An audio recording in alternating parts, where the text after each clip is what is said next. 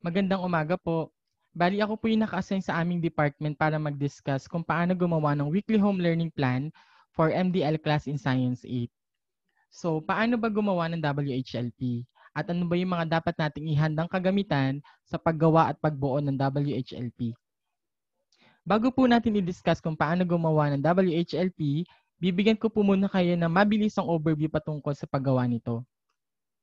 Ang Weekly Home Learning Plan po or WHLP ay nakapaloob sa isang DepEd Memorandum from the Office of the Undersecretary for Curriculum and Instruction number 162 series of 2020 na may title na Suggested Strategies in Implementing Distance Learning Delivery Modalities for School Year 2020-2021.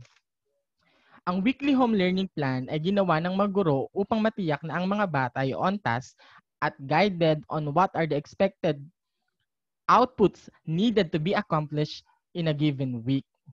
So sa paggawa po ng ating weekly home learning plan, may mga bagay tayong kailangan i-consider or may mga gamit or may mga materials tayo na kailangan i-consider so that we can come up with an effective and efficient WHLP.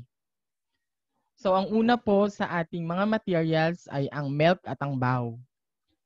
Ang milk po ay magsisilbing guide natin sa kung ano yung mga dapat nating ilagay na competencies sa ating WHLP at gusto nating makuha ng ating mga estudyante o ang ating mga mag-aaral. Ang BAW naman po or budget of work ang magsasaad kung gaano natin kahaba or gaano natin katagal ituturo ang isang learning competency. Pangalawa po ay ang self-learning module or other instructional materials. Ito naman po yung naglalaman ng mga key concepts, essential understandings, learning facts, at formative assessment na kinakailangan gawin at matutunan ng ating mga mag-aaral. So ang pangatlo naman po ay yung tinatawag nating ideal lesson exemplar or simple lesson exemplar. Dito naman po nakamapa ang mga kasanayan sa pagkatuto o learning task na ating ibibigay o ipapagawa sa ating mga estudyante. May mga ready-made lesson exemplars na po tayo na provided ng DepEd na maaari nating magamit sa pagbabalangkas or maaari nating magamit as supplementary reference sa paggawa ng ating WHLP.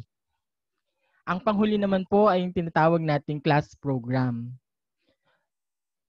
So sa class program, kinakailangan maging batayan ng mga guro ang class program ng kanilang tinuturang pangkat upang mabisang mabalangkas ang schedule o study time ng mga mag-aaral. Yan. So yan po yung apat na yan, yung mga kailangan nating materials sa paggawa po ng tinatawag nating WHLP. So since na-identify na po natin yung mga materials na kailangan natin sa pagbuo ng WHLP, magtungo or dumayo na po tayo sa pagbuo ng actual lesson or weekly home lesson plan.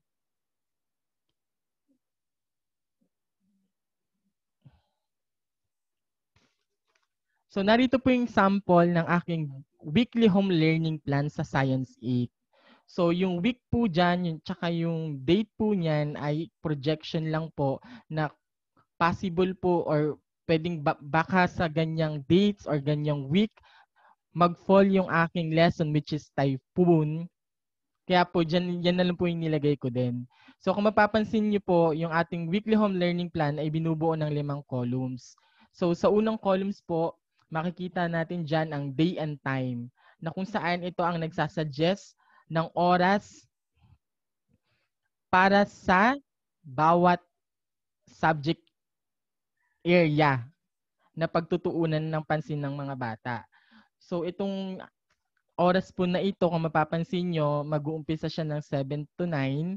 Yung 7 to 9 po na yun ay para po dun sa preparation na gagawin ng bata bago po yung takdang oras ng kanyang pag-aaral. So yung 2 hours po na yun ay enough na para po magawa niya at may accomplish niya lahat ng gagawin niya sa loob ng bahay or loob ng tahanan nila. So every Thursday po ang klase ko sa science po na from 9 to 11 a.m. po. So sa pangalawang column naman, makikita natin doon yung ating learning area. So dito naman, makikita natin ang learning areas na pinakailangan aralin ng mag-aaral base sa mga existing DepEd policies per key stage or per grade level. So ang learning area po niyan, ng ginawa kong WHLP, malamang po science, Then sa pangatlo naman po, makikita natin, sa pangatlong column ay makikita natin ang learning competency. Ang learning competency naman ay tumutukoy sa standards na kinakailangan matutunan at ma-demonstrate ng mga mag-aaral sa bawat aralin. Ito naman ay nakaangkla sa ating MELC at BAW. So yung learning competency po dyan na nilagay ko, yun po ay nakabase sa aming MELC at BAW sa science. Next, sa pang-apat naman pong column ay yung tinatawag nating learning task. So sa ika-apat na column ay makikita ang learning task. Dito natin ilalagay ang mga detalye o instructions ng mga kasanayan na gagawin ng mga mag-aaral sa ating subject. Ang nilalaman ng column na ito ay ayon sa nilalaman ng ating ideal lesson exemplar at self-learning materials. So kung mapapansin niyo po, ang ginawa ko po sa aking learning task ay ito po ay nakabase sa ideal lesson exemplar na binubuo po ng 4 na components, which are the introduction, development, engagement, and assimilation. So sa bawat components po na yon, kung mapapansin nyo, meron po mga pages na nakalagay. So nilagyan ko po siya ng pages nang sa ganon, madirect po natin ng maayos at malinaw yung bata. At the same time po, kapag naglalagay po ako ng learning task dyan, nilalagyan ko po ng learning task number. At the same time yung page. Nang sa ganun, hindi po mahirapan yung batang maghanap-hanap doon sa kanilang learning module.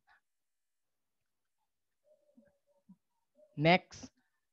Sa pang-last na column naman po, makikita natin dyan yung mode of delivery. So dito naman po nakasaad kung paano ipapasa ng mag-aaral ang kanyang task or outputs.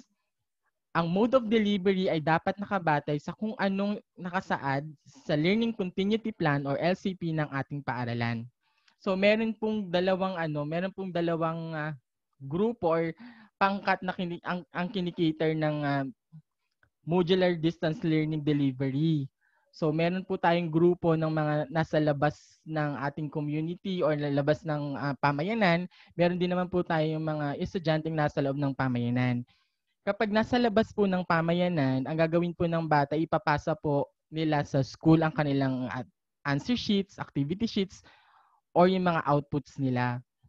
Samantalang yung mga nakatira naman po sa loob ng pamayanan, ipapasa po nila yung kanilang mga learning activities, learning sheets, activity sheets, or outputs sa kung saang assigned community kiosk sila sa loob ng pamayanan naka-assign. Yan. So may mga time po na kung may access yung bata sa internet, o let's say may gadgets naman po sila, kaya naman pong mag-messenger, kaya mag-FB, ina-advise po namin yung mga batang yon or kasama po sa ating LCP na pwede nilang picturean yung kanilang outputs tapos isi-send na lang po sa bawat messenger ng kanilang subject teacher. Nang sa ganun, hindi na po sila pumunta ng school or pumunta ng school ng personal at ipasa yung kanilang mga learning sheets or activity sheets. At the same time, yung ating weekly home learning plan naman po, just in case may mga question po ang ating parents or ating mga ating mga bata, may mga handed naman po ang ating contact number dun sa ilalim ng ating WHLP, no? Na kung saan pwede tayo nilang ma-contact just in case may mga questions sila about sa learning tasks or may mga questions sila about kung paano gagawin yung mga bagay-bagay na may kinalaman sa ating lessons. So, in creating WHLP, teachers should be guided with long-term vision on what they want their learners to master and achieve in terms of content and competencies at the end of the school year. And we need to remember this, that WHLP must be well-planned, flexible, and gives opportunity to manage learning without sacrificing time-bounded attainment of learning competencies. So dun po nagtatapos ang aking discussion. Again, good morning po at maraming salamat po.